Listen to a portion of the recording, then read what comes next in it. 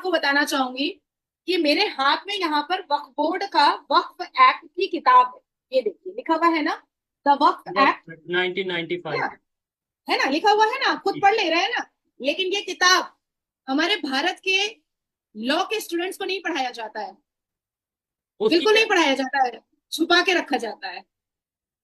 उसकी क्या रीजन है? उसकी रीजन ये है, इस किताब में कुछ ऐसे सेक्शंस हैं जो खतरे से खाली नहीं है, जिससे दिल धड़कने उठेगा।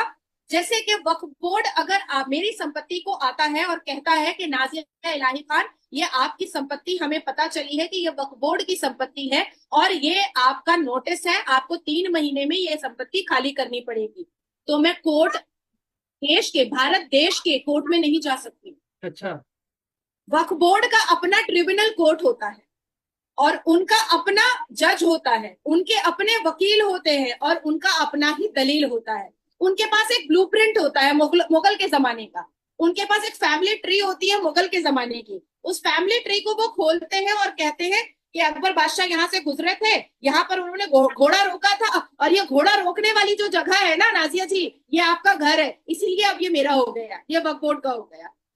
तो जज भी उनका, जजमेंट भी उनका, ट्रिब्यूनल भी उनका, कोर्ट भी उनका, वकील भी उनका। और इस तरह से उन्होंने हजारों लाखों संपत्तियां लोगों की हड़प करके रख ली। अब कुछ मिसालें मैं आपको दे देना चाहती हूँ जो आपको समझ में आएगा कि मैं गलत नहीं बोल रही। तमिलनाडु, तमिलनाडु का एक किसान था, 2021 की घटना है। तमिलनाडु का एक किसान था जिसने, जो अपने खेत को बेचना चाहता था, और वो बेचारा रजिस्ट्रार के पास गया और उसने कहा कि मुझे खेत बेचना है, अपनी बेटी की शादी करनी है। बाद में पता चला कि उसकी संपत्ति को वक्फ बोर्ड ने ले लिया है। ठीक है, उसे तो खुद उन्होंने पता कहा चला। कि हाँ ये मेरा है। हाँ। ठीक है। अब फिर मैं तमिलनाडु की ही बात बता रही हूँ। तमिलनाडु का एक गांव है, उसमें वो उस पूरे गांव को वक्फ बोर्ड ने कहा कि ये मेरी संपत्ति है। वो यहाँ तक के 1500 साल की पुरानी पुरानी एक मंदिर है, उस मंदिर को भी कह डाला कि अरे ये तो पहले मस्जिद थी, हमारे बाबर साहब और अकबर अकबर मुगलों ने इसको इसको मस्जिद बनाया था, आप लोगों ने मंदिर बना दी। भाई ये इसका पूरा पेपर है हमारे पास, ये 1500 साल पुरानी मंदिर है, नहीं ये पूरा मेरा है। अब मैं आपको, चलिए ये तो हिंदुओं की बात हो गई, लोग सोचेंगे कि मैं हिंदुओं की सिफारिश कर रही हूँ। हाँ। वक्फ बोर्ड ने मुसलमानों की भी जमीन हड़प की है। अब आप सोचिए, मुसलमानों की जमीन भी हड़प की है। अख्तर अली वर्सेस उत्तर प्रदेश वक्फ बोर्ड, अख्तर अली नाम के आदमी की कई एकड़ की जमीन वक्फ बोर्ड ने हड़प की। और उसके बाद फिर अपने ट्रिब्यूनल से, अपने ही कोर्ट से, अपने ही जज से, अपने ही जजमेंट से कह दिया अख्तर अली अब तुम यहाँ से निकल जाओ, ये जमीन वक्फ बोर्ड की हो गई। अख्तर अली 11 साल इंतजार करने के बाद न्यायपालिका पहुंचा और कहा, उसने चैलेंज किया वक्फ बोर्ड को, मुसलमान होने के बावजूद, कि ये वक्फ बोर्ड ये हड़प करने के लिए बैठा है, ये लैंड माफिया है, ये जिहाद चला रहा है, इसके अलावा कुछ नहीं चला रहा है। फिरोज खान वर्सेस उत्तर प्रदेश वक्फ बोर्ड, फिरोज खान साहब की जमीन, इन्होंने 4 साल लड़ाई लड़ी। ठीक है। अब इसके बाद आती है अनीस आयशा। मैं सबके जजमेंट को लेकर के अच्छा, बैठी हूँ, ये मैं कोर्ट नाजिया के जी, जजमेंट को। ये वक्फ बोर्ड पूरे इंडिया में का एक मतलब वो बोर्ड है, या हर एक स्टेट का अपना अपना अलहदा से वक्फ बोर्ड होता है? ये मुझे थोड़ा सा क्लियर करिएगा, क्योंकि ऐसा होता है ना कि किसी स्टेट में कोई गवर्नमेंट, किसी स्टेट में कोई गवर्नमेंट, तो वक्फ बोर्ड भी फिर उस हिसाब से, या पूरे इंडिया का एक वक्फ बोर्ड है, फिर आगे उसने अपने ऑफिस या जो भी एक। पूरे इंडिया का एक वक्फ बोर्ड है और उसके बाद फिर उन्होंने अपनी अपनी शाखाएं बना करके रखी हैं हम्म। 28 राज्यों में। ऐसे ये कहते हैं, चिल्लाते हैं कि हम मुसलमान 20 करोड़ की आबादी में, पर शिया वक्फ बोर्ड अलग है और सुन्नी वक्फ बोर्ड अलग। अच्छा। ठीक है। ठीक है। अब इन्होंने सिर्फ हिंदुओं की जमीन या आर्मी की जमीन या रेलवे की जमीन नहीं हड़प की है, इन्होंने मुसलमानों की भी जमीन हड़प की है। और खास करके वक्फ बोर्ड की नजर मुसलमान बेटियों की जमीन पर सबसे ज्यादा होता है। जैसे ए अनीस आयशा, इन्होंने बहुत लंबी लड़ाई लड़ी है वक्फ बोर्ड के खिलाफ। ए हसना, इन्होंने बहुत लंबी लड़ाई लड़ी है वक्फ बोर्ड के खिलाफ। निजहत यास्मीन, इन्होंने बहुत लंबी लड़ाई लड़ी है वक्फ बोर्ड के खिलाफ। उसके बाद फिर अनीस फातिमा बेगम, इन्होंने पश्चिम बंगाल कोलकाता में बहुत बड़ी लड़ाई लड़ी है वक्फ बोर्ड के खिलाफ। उसके बाद फिर सलमान खान, ये हैं आपके तमिलनाडु के, इन्होंने बहुत बड़ी, 2023 में इनको जजमेंट मिला है इनके फैसले पर, इन्होंने बहुत बड़ी लड़ाई लड़ी है वक्फ बोर्ड के खिलाफ। शहनाज परवीन वर्सेस मध्य प्रदेश वक्फ बोर्ड, इन्होंने वक्फ बोर्ड के खिलाफ बहुत लंबी लड़ाई लड़ी है कि इनकी जमीन को हड़प कर लिया गया है। वक्फ बोर्ड की कुरीतियां अभी आप सुनेंगे तो आपकी आंखें फट जाएंगी। वक्फ इलाहाबाद हाई कोर्ट के अंदर एक मस्जिद थी, बहुत पुरानी मस्जिद थी, वहां पर जो मुसलमान वकील होते थे वो नमाज पढ़ने के लिए जाते थे। अचानक से एक दिन सबने देखा कि वक्फ बोर्ड ने हरा हरा बोर्ड लगा दिया और कहा कि ये तो वक्फ बोर्ड की जमीन है। अब सारे जो बाकी के वकील थे वो खड़े हो गए, कहे कि हमें आपत्ति नहीं है कि यहाँ पर मस्जिद है, आप नमाज पढ़ रहे हैं, आप यहाँ पर खुतबा कर रहे हैं, आप यहाँ पर जमात खड़ी कर रहे हैं, हमें कोई आपत्ति नहीं है, और बरसों से यहाँ पर था, आप करें, लेकिन आप इसको वक्फ बोर्ड की संपत्ति बोल करके कोर्ट के अंदर की जमीन को आप हड़प नहीं कर सकते हैं। अब क्या हुआ कि अब वक्फ बोर्ड जो है उनको आंखें दिखाने लगा, आंखें दिखाने लगा तो वकील भी भाई वकीलों से आंखें दिखाकर और उंगली उठा करके बात कभी नहीं किसी को करना चाहिए। अब उन्होंने एक याचिका दायर कर दी और याचिका में इलाहाबाद हाई कोर्ट के जज ने कहा कि भैया तुम ये मस्जिद ही हटाओ। अब वक्फ बोर्ड वाले अकड़ गए, बोले नहीं, हम तो ये तो वक्फ बोर्ड की जमीन है, हम तो हटाएंगे ही नहीं, हमारे तो मुगलों ने छोड़ करके गए हैं ये जमीन। ये मामला चला गया सर्वोच्च न्यायपालिका, मतलब भारत के सबसे बड़े honourable supreme court of India में।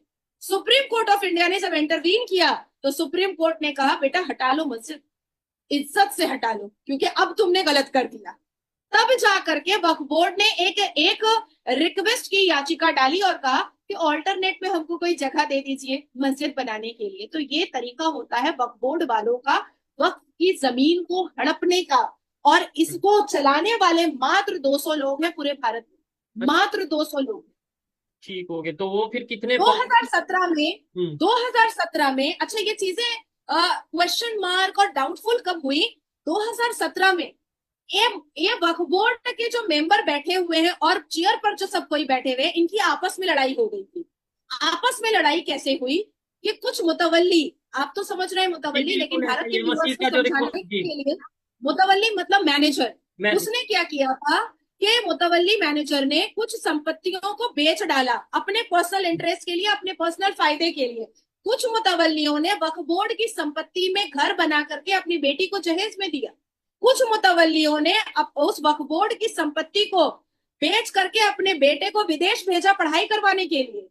तो आपस में लड़ाई हुई, और आपस में जब लड़ाई हुई तो ये बात चर्चाएं आम पर आई कि जो वक्फ बोर्ड बनाया गया था कि वो मुसलमानों के सोशल वेलफेयर के लिए काम आएगा, वो वक्फ बोर्ड में 200 लोग अपनी हुक्मरानी रख करके और अपने आप को शहंशाह समझ करके अपनी पर्सनल अयाशी और अपनी पर्सनल लैविश लाइफ में इस्तेमाल कर रहे हैं। यहाँ तक के शोएब, मैं आपको ये भी बताती चलूं कि वक्फ बोर्ड की कई संपत्ति असदुद्दीन अवैसी ने भी हड़प करके रखी हुई है और उसके भी चीथड़े अब उड़ रहे हैं और वो जवाब नहीं दे पा रहा है। अब आती है बात वक्फ बोर्ड की कि अगर वक्फ बोर्ड ने मुसलमानों के सोशल वेलफेयर के लिए बना था, अगर वक्फ बोर्ड ने सोशल वेलफेयर के लिए काम किया होता तो क्या सच्चर कमीशन की रिपोर्ट के हिसाब से भारत के मुसलमान दलित से पीछे होते शिक्षा में? नहीं। मुसलमान आज खुद ही मुसलमान चिल्लाता है ना, मुझसे बातचीत करने से पहले आप लोग क्या सुनते थे कि भारत में मुसलमानों को बहुत अत्याचार किया जा रहा है, उनको खाने को नहीं है, उनको पहनने को नहीं है, उनको रहने को नहीं है। तो आप इसी मुसलमान के पास जब 9.4 लाख एकड़ जमीन है, 200 करोड़ से ऊपर का रेवेन्यू आ रहा है, आप सरकार से पैसा ले रहे हैं, तो फिर मुसलमान दंगा भूखा क्यों है? तो फिर मुसलमान जाहिल क्यों है? अब उसकी वजह मैं आपको बताती हूँ, ये भी सुनिए गौर से। उत्तर प्रदेश के आगरा में 8,436 प्रॉपर्टी वक्फ बोर्ड के अंदर में है, जिसमें 605 दरगाह, मजार और मकबरा बना हुआ है, ईदगाह 18 बना हुआ है, कब्रिस्तान 884 बना हुआ है, मदरसा 83 बना हुआ है, मस्जिद 580 बना हुआ है, स्कूल 0, स्कूल एक भी नहीं। अच्छा, ये मैं पूरे डेटा लेकर के बैठी हूँ। ठीक है, लेकिन अब मेरे ख्याल से जिस तरीके से अब लोग खासतौर पे अगर हम बात करें एजुकेशन की अहमियत को जानने लगे, मेरे ख्याल से अब थोड़ा ये चेंज आता नजर आएगा आने वाले टाइम में। नादिर जी, इधर दो चीजें हैं, एक मेरे पर्सनल माइंड में भी क्वेश्चन आया है और शायद बहुत से लोगों को खासतौर पे पाकिस्तान से माइंड में आएगा जब वो ये वीडियो देखेंगे, तो इसलिए मैंने सोचा क्वेश्चन कर लूं। लोग ये सोचेंगे कि यार चाहे यूनिफॉर्म सिविल कोड हो, चाहे वक्फ बोर्ड हो, ये मतलब कि जो से जितने भी पार्लियामेंट के अंदर बिल पेश किए जाते हैं ये मुसलमानों के अगेंस्ट होते हैं, तो इसका मतलब है मोदी गवर्नमेंट मुसलमानों के अगेंस्ट है। लेट्स सपोज आपसे कोई ये क्वेश्चन करता है, आप उसका क्या आंसर करेंगे?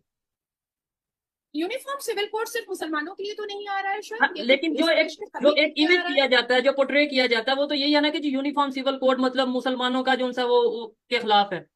नहीं, कोई सिख तो नहीं रो रहा है, कोई ईसाई तो नहीं रो रहा है, कोई हिंदू तो नहीं रो रहा है, तो आखिर मुसलमान रो क्यों रहे हैं यूनिफॉर्म सिविल कोड से? ये भी तो वजह जाननी बहुत जरूरी है ना। ये वजह ही तो मुसलमान नहीं बता रहे हैं कि वो रो क्यों रहे हैं। भाई सिखों ने तो बोला कि हम स्वागत करते हैं यूनिफॉर्म सिविल कोड का। हिंदुओं ने कहा कि हम स्वागत करते हैं यूनिफॉर्म सिविल कोड का। क्रिश्चियन ने कहा कि हम स्वागत करते हैं। सारे धर्मों ने कहा कि हम स्वागत करते हैं। आखिर मुसलमानों को आपत्ति क्या है यूनिफॉर्म सिविल कोड से? ये भी तो बताए, लिखित रूप में बताए भाई। हम तो ऐसे नहीं कह रहे हैं कि आप हवा में बताइए, आप लिखित रूप में बताइए। अब बात आती है कि मुसलमान कहेंगे कि हमको चार शादी नहीं करने दिया जा रहा है, तो मत करो ना, क्या प्रॉब्लम है? ठीक अच्छा है। है, एक शादी करो या दो दो बच्चे पैदा करो, उसको अच्छे से लिखाओ पढ़ाओ बड़ा करो। और जिस देश में आप रहते हो उस देश के संविधान को अगर आप नहीं मानोगे तो कैसे चलेगा? अच्छा, बांग्लादेश के जो मिनोरिटीज हैं बॉर्डर के ऊपर आती नजर आ रही हैं। पहले तो ये सिर्फ न्यूज थी, अब प्रॉपर मैंने वीडियो देख ली है और वो आके रिक्वेस्ट कर रहे हैं कि हमें इंडिया में आने दें। अब सवाल इधर ये है कि भाई क्या इंडिया की गवर्नमेंट उन्हें आने देंगी? डेफिनेटली इलीगल वे में तो ऐसे तो कोई भी आके कहेगा, ऐसे तो सारा एक सिस्टम खराब हो जाता है। तो क्या उसका हल क्या देखा आपने, या क्या हल आपको लगता है होना चाहिए? बहुत खूबसूरत सवाल आपने शोएब किया है। देखिए, सिटीजनशिप अमेंडमेंट एक्ट बिल के हिसाब से हमने नागरिकता देने की बात कही है, पर 2014 से पहले ठीक है। जितने भी हिंदू पाकिस्तान से, सीरिया से या अलग अलग देशों से जो कहीं पे आए भी। हैं बांग्लादेश से, हम उनको नागरिकता दे भी रहे हैं। 2024 के लोकसभा इलेक्शन के ड्यूरेशन में भी हजारों लोगों को नागरिकता मिली है, उनको सर्टिफिकेट मिला है बजाते। लेकिन अब बात यहाँ पर मान सम्मान की आ चुकी है। ये जो वीडियो है, जो लोग नदी के रास्ते से या जंगल के रास्ते से, जाहिर सी बात है, मरता क्या नहीं करता इंसान, अपने जान को बचाने के लिए, अपने अपनी बहू बेटी की आबरू को बचाने के लिए कुछ भी करने को तैयार हो जाता है। लेकिन आपने कल कल से लेकर आज तक में बांग्लादेश के ढाका के रोड पर, बांग्लादेश की गलियों में हरे कृष्ण हरे रामा का आपने आपने आवाज सुना होगा। जी, आपने लोग ढाका प्रोटेस्ट। के रोड पर आपने जय श्री राम का आवाज सुना होगा। मैंने और मेरे जो बड़े नेता हैं जैसे योगी जी, हम लोगों ने कहा कि अपने अधिकार को मांगना समझो, सीखो कैसे मांगा जाता है अपना अधिकार। आ जाना ये कायरता की निशानी होगी। हम तो आपको सेव करेंगे, हम अपने अपने भारत में आपको शरण देंगे, लेकिन इलीगल तरीके से नहीं देंगे। वो तो आप बॉर्डर पॉसिबल नहीं क्रॉस है। करके आएंगे और हम आपको रख लेंगे, ये नहीं हो सकता है। आप सोचे कि आदरणीय प्रधानमंत्री जी ने एक कमेटी बनाई है जिसको डॉक्टर एस जयशंकर देख रहे हैं, और वो यूएन से डायरेक्ट बात कर रहे हैं कि हिंदुओं को बचाया कैसे जा सकता है। इसके अलावा सारे हिंदू, 1,28,00,000 हिंदू बांग्लादेश के रोड पर जय श्री राम के नारे लगाए हैं, और उन्होंने कहा है कि हमें हमारा हक चाहिए और हमें हमारे हक से कोई भी बेदखल नहीं कर सकता है। मैं यही संवाद मैं पाकिस्तान के हिंदुओं को भी देना चाहती हूँ। नजरें झुकाकर मत जियो, घबरा कर मत जियो। जबान में अपना हक मांगने के लिए जबान में थरथराहट नहीं, जबान में गड़गड़ाहट होनी चाहिए। आपकी आवाज नीची नहीं, आपकी आवाज ऊंची होनी चाहिए। आपके अंदर डर नहीं, आपके अंदर जोश होना चाहिए कि आप अपना हक मांग रहे हैं। आप जो लोग ईरान में हिंदू रह रहे हैं, जो अरब में हिंदू रह रहे हैं, जो पाकिस्तान में हिंदू रह रहे हैं, जो अफगानिस्तान में हिंदू रह रहे हैं, जो श्रीलंका में हिंदू रह रहे हैं और जो बांग्लादेश में हिंदू रह रहे हैं, उन हिंदुओं को अब अटल होना पड़ेगा। अब उन हिंदुओं को यूनाइट होना पड़ेगा। उन हिंदुओं को अपनी आवाज उठानी पड़ेगी। कब तक? कब तक अपनी आंखों के सामने अपनी बहु बेटियों को लुटता हुआ देखेंगे?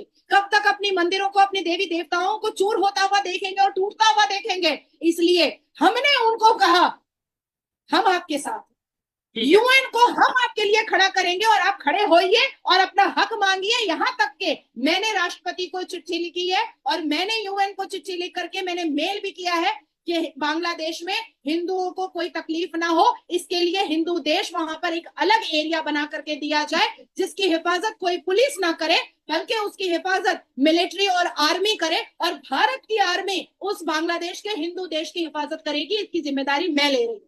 ठीक है, इसके ऊपर आपने लास्ट वीडियो में भी डिस्कशन की थी, और मैं इस चीज से जो इन्होंने बोला है कि मिनोरिटीज चाहे बांग्लादेश के हों, चाहे पाकिस्तान के हों, चाहे कहीं किसी ईरान के हों, सऊदी अरेबिया, दुनिया के किसी कंट्री के भी, इवन इंडिया की भी अगर बात करें, इंडिया में भी जो मिनोरिटीज हैं, मुसलमान हैं, कोई भी लोग हैं, किसी भी कंट्री के हैं, अपने हक के लिए आवाज उठानी चाहिए। और जो भी किसी भी कंट्री का कानून है उस कानून के मुताबिक आपको काम करना चाहिए।